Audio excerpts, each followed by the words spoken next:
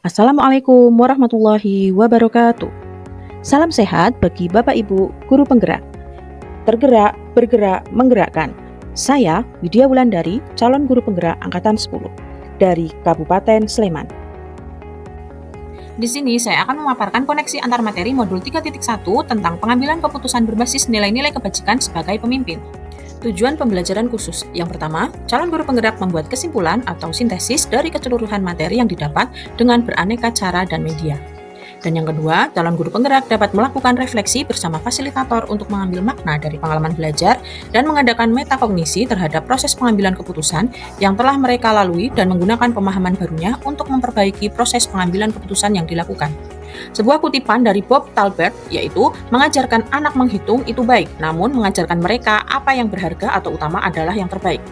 Dari kutipan tersebut, kaitannya dengan proses pembelajaran yang sedang dipelajari saat ini adalah kutipan tersebut mengingatkan bahwa mengajarkan kemampuan akademik sangatlah penting. Namun tujuan pendidikan tidak hanya sebatas mencetak generasi yang cerdas secara akademik, tetapi juga berkarakter dan memiliki moral yang baik, berintegritas, dan mampu berkontribusi positif di lingkungan masyarakat.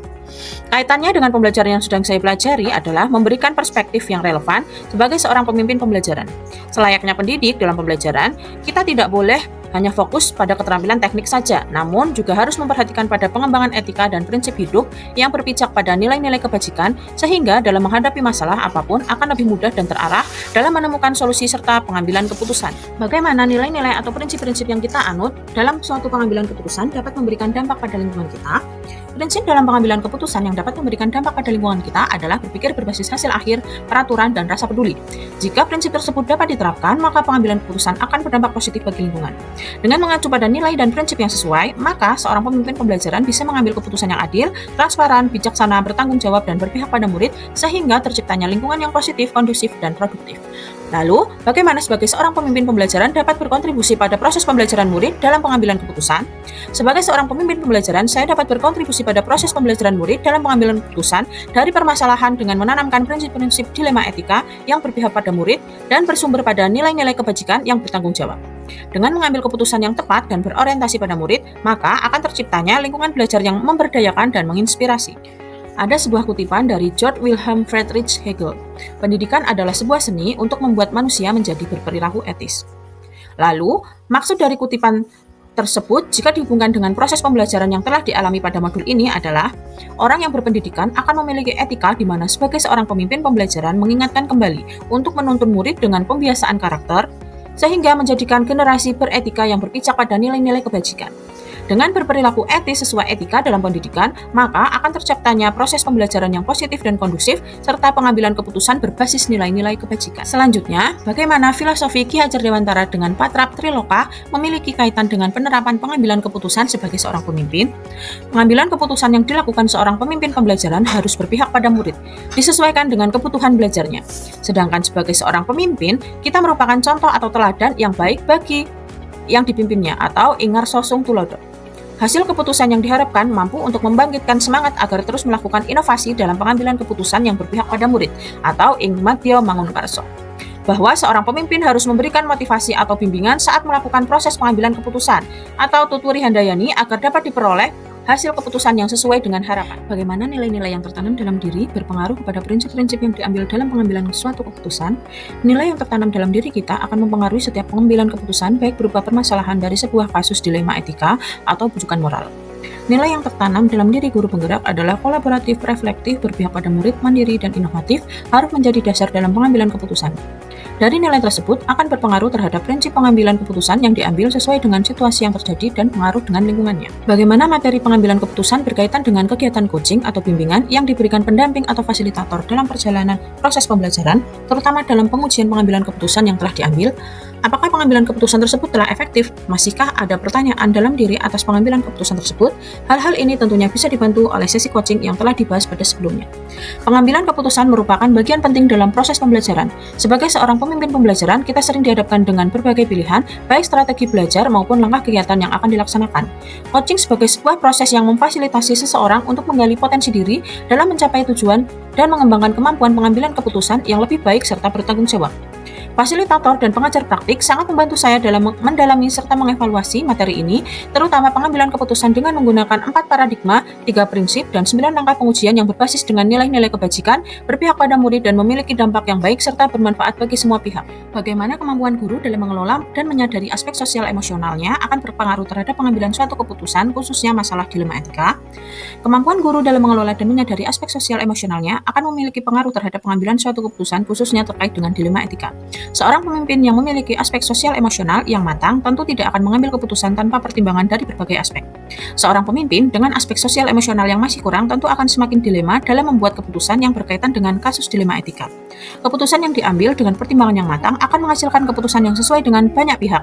Harapannya dan tentunya memiliki pengaruh baik atau bermanfaat bagi seluruh pihak. Bagaimana pembahasan studi kasus yang fokus pada masalah moral atau etika kembali kepada nilai-nilai yang dianut seorang pendidik? Studi kasus berfokus pada masalah moral atau etika merupakan sarana yang efektif untuk membantu pendidik menyelaraskan tindakannya dengan nilai-nilai yang dianut berupa nilai-nilai kebajikan, mengembangkan pemahaman yang lebih mendalam tentang etika dan meningkatkan kemampuan berpikir kritis. Dalam pengambilan keputusan ada 4 paradigma, 3 prinsip, dan 9 pengujian yang disesuaikan dengan kondisi yang ada, namun tetap berpegang pada nilai-nilai kebajikan antara lain keadilan, tanggung jawab, komitmen, kejujuran, dan integritas. Melalui proses ini, maka seorang pendidik dapat menjadi role model yang inspiratif bagi murid dan komunitas sekolah. Bagaimana pengambilan keputusan yang tepat? Tentunya berdampak pada terciptanya lingkungan yang positif, kondusif, aman, dan nyaman. Pengambilan keputusan yang tepat tentu harus disesuaikan dengan situasi yang terjadi dan berlandaskan nilai-nilai kebajikan. Saat keputusan sudah dirasa tepat, maka akan menciptakan lingkungan yang positif, kondusif, aman, dan nyaman. Selain itu, tidak ada pihak yang merasa dirugikan karena pengambilan keputusan diambil dengan cara disepakati dan disetujui semua pihak. Apakah tantangan-tantangan di lingkungan untuk dapat menjalankan pengambilan keputusan terhadap kasus-kasus dilema etika? Adakah kaitannya dengan perubahan paradigma di lingkungan? Tantangan di lingkungan saya adalah budaya atau kebiasaan, di mana keputusan yang diambil menjadi tidak relevan. Perubahan paradigma pengambilan keputusan sangat berkaitan dengan lingkungan, terutama individu lawan kelompok. Ketika bermusyawarah, apa yang dianggap baik belum tentu orang lain menganggap baik. Dalam hal tersebut, menyamakan persepsi dalam membuat keputusan bukanlah hal mudah. Paradigma yang sesuai adalah kebenaran lawan kesetiaan, sehingga menghasilkan keputusan yang dapat dipertanggungjawabkan kebenarannya. Apakah pengaruh pengambilan keputusan yang kita ambil ini dengan pengajaran yang memerdekakan murid-murid? Bagaimana kita memutuskan pembelajaran yang tepat untuk potensi murid kita yang berbeda-beda? Pengambilan keputusan harus berpihak pada murid dengan menggunakan pembelajaran berdiferensiasi. Dengan pembelajaran tersebut dapat memenuhi kebutuhan belajar murid sesuai kesiapan belajar, minat, dan profil cara belajar murid sehingga akan menciptakan merdeka belajar sesuai potensi yang berbeda. Bagaimana seorang pemimpin pembelajaran dalam mengambil keputusan dapat mempengaruhi kehidupan atau masa depan murid-muridnya? Dalam pengambilan keputusan, seorang pemimpin pembelajaran harus mempertimbangkan berbagai kemungkinan yang terjadi, sehingga perlu berhati-hati dalam pengambilan keputusan dengan langkah-langkah sistematis sesuai paradigma dan prinsip yang tepat. Apakah kesimpulan akhir yang dapat ditarik dari pembelajaran modul materi ini dan keterkaitannya dengan modul-modul sebelumnya? Yang pertama, kesimpulan akhir dari pembelajaran modul ini adalah seorang pemimpin pembelajaran harus mengambil keputusan sesuai nilai-nilai kebajikan yang berpihak pada murid dalam menuntun murid menjadi manusia yang bahagia serta bertanggung jawab. Sebagai pemimpin pembelajaran, guru penggerak harus memiliki peran yaitu berpihak pada murid, mandiri, kolaboratif, inovatif, dan reflektif. Jika kelima peran tersebut mampu diterapkan dalam pengambilan keputusan, maka akan terwujudnya lingkungan belajar yang positif. Seorang pendidik menjadi pemrakarsa perubahan, sehingga pengambilan keputusan harus bertanggung jawab dan berdampak positif. Acuan dalam menyusun visi yang berorientasi untuk diri, murid, dan sekolah, maka menggunakan langkah bagja. Dengan langkah-langkah tersebut, setiap keputusan menuju perubahan sangat mengedepankan manfaat dan evaluasi sesuai visi masa depan yang sudah terbentuk. Sebuah visi dapat terwujud apabila budaya positif sudah terlaksana. Pengambilan keputusan yang bertanggung jawab dapat diterapkan pada pembentukan keyakinan kelas maupun seketika restitusi sehingga akan berdampak positif serta mewujudkan disiplin positif. Dalam memenuhi kebutuhan murid, pemimpin pembelajaran bisa melaksanakan pembelajaran berdiferensiasi. Pengambilan keputusan dalam pelaksanaan pembelajaran tersebut harus berpihak pada murid sehingga menciptakan proses pembelajaran yang kondusif. Pemimpin pembelajaran harus menguasai sosial emosional sehingga dapat berpikir dengan penuh kesadaran dalam mengambil keputusan yang bertanggung jawab. Pengambilan keputusan berpengaruh pada proses pembelajaran yang memerdekakan murid karena disesuaikan dengan potensinya. Dan yang terakhir, dengan teknik coaching maka dapat menggali informasi dan menemukan solusi bersama dalam pengujian keputusan dan pengambilan keputusan yang bertanggung jawab. Sejauh mana pemahaman tentang konsep-konsep yang telah dipelajari dalam modul ini? Adakah hal-hal yang di luar dugaan? Dilema etika merupakan sebuah situasi di mana kedua pilihan benar lawan benar dalam mengambil keputusan. Sedangkan rujukan moral adalah situasi di mana pilihannya benar lawan salah ketika pengambilan keputusan.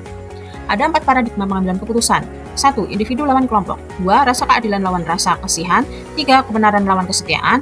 4. Jangka pendek lawan jangka panjang. 3 prinsip pengambilan keputusan. 1. Berpikir berbasis hasil akhir. 2. Berpikir berbasis peraturan. 3. Berpikir berbasis rasa peduli. Selanjutnya, 9 langkah pengambilan keputusan, antara lain 1. Mengenali bahwa ada nilai-nilai yang saling bertentangan. 2. Menentukan siapa yang terlibat dalam situasi ini. 3. Mengumpulkan fakta-fakta yang relevan dalam situasi ini. 4. Pengujian benar atau salah, yaitu uji legal, uji regulasi, uji intuisi, uji publikasi, uji panutan atau idola.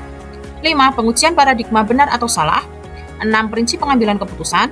7. Investigasi trilema. 8. Buat keputusan. Dan yang terakhir, meninjau kembali keputusan dan merefleksikannya. Sebelum mempelajari modul ini, pernahkah menerapkan pengambilan keputusan sebagai pemimpin dalam situasi moral dilema? Bila mana pernah, apa bedanya dengan apa yang dipelajari dalam modul ini?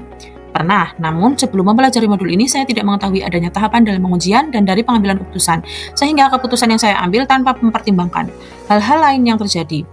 Perbedaannya adalah sebelum pengambilan keputusan perlu adanya penentuan paradigma, prinsip, dan menjalankan 9 langkah pengujian pengambilan keputusan dengan dasar nilai-nilai kebajikan, berpihak pada murid, dan bertanggung jawab. Bagaimana dampak mempelajari konsep ini? Perubahan apa yang terjadi pada cara dalam mengambil keputusan sebelum dan sesudah mengikuti pembelajaran modul ini? Dampak dari mempelajari konsep ini, perubahan yang terjadi berkaitan dengan cara pengambilan keputusan yang sebelumnya tidak menggunakan langkah apapun. Setelah mempelajari modul ini, saya mendapat wawasan tentang keterampilan dalam pengambilan keputusan bahwa terdapat langkah-langkahnya sesuai 4 paradigma, 3 prinsip, dan 9 langkah pengujian pengambilan keputusan dengan sistematis sehingga saya merasa lebih yakin dalam membuat keputusan. Seberapa penting mempelajari topik modul ini sebagai seorang individu dan sebagai seorang pemimpin? Dengan mempelajari topik modul ini sangatlah penting bagi saya, terutama berkaitan dengan cara pengambilan keputusan sebelumnya tidak menggunakan langkah apapun. Sekarang perlu mempertimbangkan pemilihan paradigma yang tepat, prinsip yang sesuai, dan melakukan 9 langkah pengujian serta pengambilan keputusan yang sistematis. Demikian yang dapat saya sampaikan, semoga bermanfaat bagi Bapak Ibu guru hebat di Indonesia. Wassalamualaikum warahmatullahi wabarakatuh.